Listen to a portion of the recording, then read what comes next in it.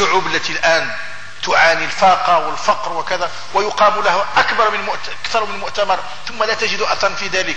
مؤتمر ديال ستوكهولم، مؤتمر كذا، مؤتمرات القاهرة وكذا. أعطيونا شي حاجة اللي يتكلمون على التنمية، ولا شفنا شي تنمية حنايا؟ نهار نبغي أوروبا تساعدنا، تقولنا غادي نساعدكم في المستوى الاجتماعي أو العائلي، بمعنى تحديد النسل. هذه هي فاش تقد أوروبا تعاوننا. ما ترسلناش أوروبا لا تستطيع أن ترسل لنا مثلا سيارة لنقل المرضى من المدن ومن الشوارع ومن الخنادق التي يوجد. لا، كي ترسل لك جهاز لتعقيم المرأة باش ما تولدش، خايفة علينا غير الولادة.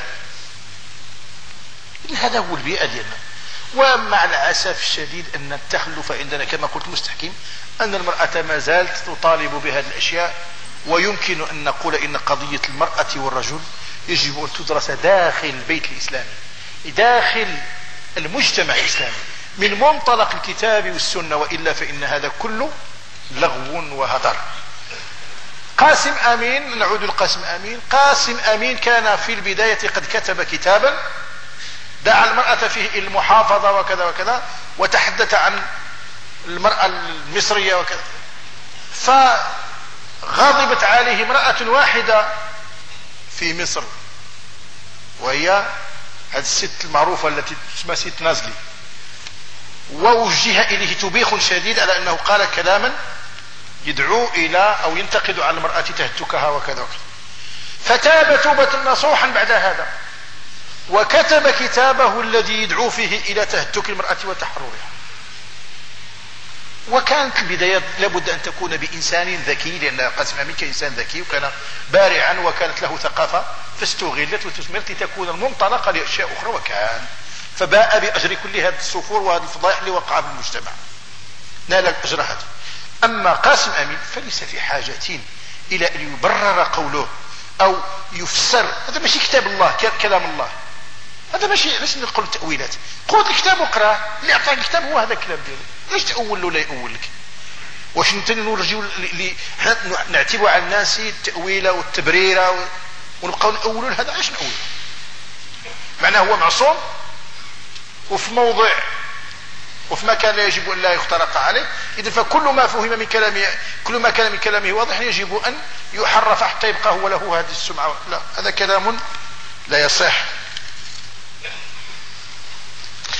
احد الاخوه يقول: اردت ان اتزوج بفتاه ذات اخلاق طيبه، الا ان عائلتها ليست كذلك، اذ ابوها يشرب الخمر، ربما يشرب الخمر ويصلي ويعين على ابنته ويعيب على ابنته هذه تدينها، فماذا تنصحنا؟ طبعا إذا كانت هذه المرأة اللي هي بيت القصيد متدينة ومتمسكة ومقتنعة، فأمر والدها ليس ضارا كل الضرر. وما دامت هذه المرأة تتحدى ووالدها يعيبها لها وهي متمسكة، فهذه فيما يبدو الله أعلم امرأة صالحة، لأن صلاحها ينكشف منها ويبتدئ منها. فربما يكون هذا الزواج إذا أسس على تقوى من الله يكون سببا إلى انتشار هذا الأمر في أبيها وفي أناس آخرين. وإحنا كما قلت لكم مرات متعددة يجب أن لا نعامل المجتمع كله على أساس أنه منحرف 100%. كاين اللي غلط، كاين اللي ما فهمش، كاين اللي موضر، كاين اللي تالف، كاين اللي خايف، كاين أشياء وأشياء، ولكن الناس يتحولون. كنا نعرف أناس في الطريق الآخر وفي الضفة الأخرى، ولكنهم تابوا ورجعوا. المهم هو أن يبلغ له هذا الإسلام وأن يبلغ له هذا الأمر. فإذا كانت الاتفاق بين الرجل والمرأة على أسس شرعية، وكانت المرأة مطمئنة وكان دينها ثابتا وقارا، فأمر والدها ليس شيء كبير، ليس له كبير أهمية. ونفس الأمر والعكس يقع. وربما تأخذ امرأة فاجرة أو أبوها رجل صالح، فلا ينفعك أن أباها رجل صالح ولا يخرج من المسجد إذا كانت البنت منحرفة. ما تجوش تقول هي بنت مفلسة ولكن أبوها رجل مليح، وتشتك في بها هذاك الوقت، با غدا يموت ويخليك، يمكن غير تتزوجها غدا في الصباح تصبح ميت وتبقى حاصله لك في عنقك. اذا فمساله اخرى هذه ثانويه، قد تساعد اذا كان التجانس فهو افضل، ولكن اذا ما غاديش ناخذ البنت ضحيه ابيها.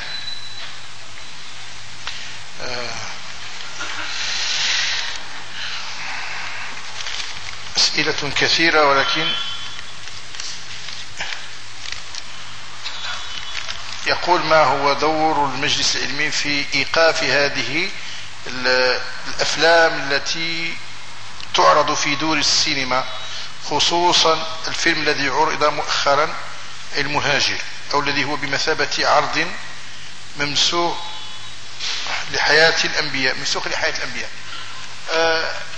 هذه الشيء لا تعول عليها كثيرا. حقيقة إن الأمة حينما تكتب وتناقش وترفض شيئا هو الذي هذا هو الأمر الذي يقع. هذه القضية خصكم دائما تزولوها من بالكم. النيابة ما كايناش في الإصلاح. شوفوا شي واحد هو اللي غادي ينوبنا ويصلح لنا، ما كاينش. إذا كنت تؤمن بأن هذا الأمر يجب أن يزال فيجب أن يزال عن طريق الكتابة، عن طريق التوعية، عن طريق الصخب، عن طريق من الطرق. لا بد أن نقول بأن هذا الأمر لا يصلح. إذا كانت الأمة ساكتة ما عجبها الحال، ساكتة ما عجبها ما تكلمش، غادي نوضوا نشوفوا شي واحد ينوب علينا يزولنا هذاك.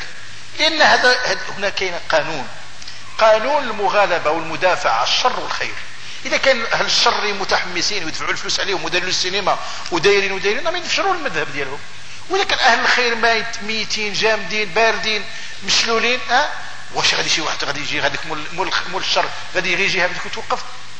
خصك تقول له بأنك مشي عند مول السينما نفسه، هضر معاه، تكلم معاه، كتب، انشر. لابد أن يقع شيء. هناك في الصف الآخر يا إخوان نلاحظ الحقيقة الصحف تكتب والجرائد ووسائل الإعلام تكتب بقوة في مناصرة أشياء هي باطلة. اش كتبوا لنا الناس من في أبو زيد؟ اش كتبوا ديال الناس؟ واتخذوا منها قضية وكذا، ولا الحريات وحرية الرأي وحريات واضربوها بسكتات بعد. ولكن ما تكلموش على أشياء أخرى تقع الآن مخالفة تماما للحريات. ما يجبتهمش تكتبوا تضربوها بسكتات. هذه هي قضية داخلية ما نهضرش فيها. فلا بد أن هذا الذي يؤمن بشيء أن يتحدث به، يكون له صحيفة، يكون له جريدة، يتحدث بطريقة من الطرق ويوسع دائرة الذين يؤمنون بمستقبل هذا الدين. لا بد أيها الأخوة. احنا أكثر الناس اللي متدينين، هو متدين هو إنسان مزيان طيب يحط راسو يمشي للجامع يولي وسالب وما عندوش مسكين صلة بالمجتمع، ولا شاف شي حاجة يمسلم لهم يمشي يروح لدارهم. هذا ما يمكنش يكون مجتمع بحال هذا. مجتمع ديال وإلا ناضي يدير شي فضيحة يعطيني انتقادات. ايوا علاش درتوا هذيك كذا؟ وشكون اللي قال هذيك درتوا هذيك؟ وعلاش ما درتوش؟ وشكون تعطيك هذا الحق باش تنتقد انت الناس؟ انت ما خدمتش، اسكت، ما خدمتش، قبض الارض. لانك كيجي شي واحد تقول له علاش درت هكا، هو اللي عنده الحق يسولك، يقول لك علاش انت ما درت والو. كيجي تسول واحد علاش درت هكا، انت علاش ما درت والو؟ واش انت خدمت غير تنتقد ومشي تروح لدارك؟ انت ما عندك شيء. انت عندك الان الهدف ديالك في الحياه هي تجمع الفلوس وتوسع وترصي راسك في الارض وتخدم لروحك وتخدم لوليداتك. هذا هو الدين ديالك. اذا فالقضيه ايها الاخوه قضيه توعيه، وقضيه كلمه، وقضيه انتشار هذا الفهم الاسلامي، المشروع الاسلامي او فهم الاسلامي يجب ان يعم الامه. انا نقول لكم شحال مره نقول لكم ما تغلطوش. الامه الاسلاميه عندنا بعيدة جدا عن أن تفهم الآن حقيقة هذا الدين. ما تخدمتش، ما عرفت والو. والأجهزة التي كان يفترض فيها أن تبلغها الدين كانت تقريبا كاسلة أو كانت معطلة أو كانت مشلولة. فهذا الفهم في بداية أمره، ولكن سرعان ما تجد الإنسان مباشرة يوليه هذا الإسلام، يوليه الدبر ولا يكون معه. إذا هذا هو الأمر. أما الأمر ديال بالنيابة وكذا، المجلس العلمي شنو غادي يدير المجلس العلمي؟ هو المجلس العلمي غادي قاعد يدير كي يقطع الواد من يدير رسالة، كي يقطع الواد كاع يدير رسالة وما كاش كاع اللي يقرا هذيك الرسالة كاع، ما موجودش كاع القسم اللي يستقبلها. دير رسالة في الترمي هذه وصافي لك الله يهنيك، حتى العام الجاي وصيفط واحدة أخرى عاوتاني. وهذا الشيء ديال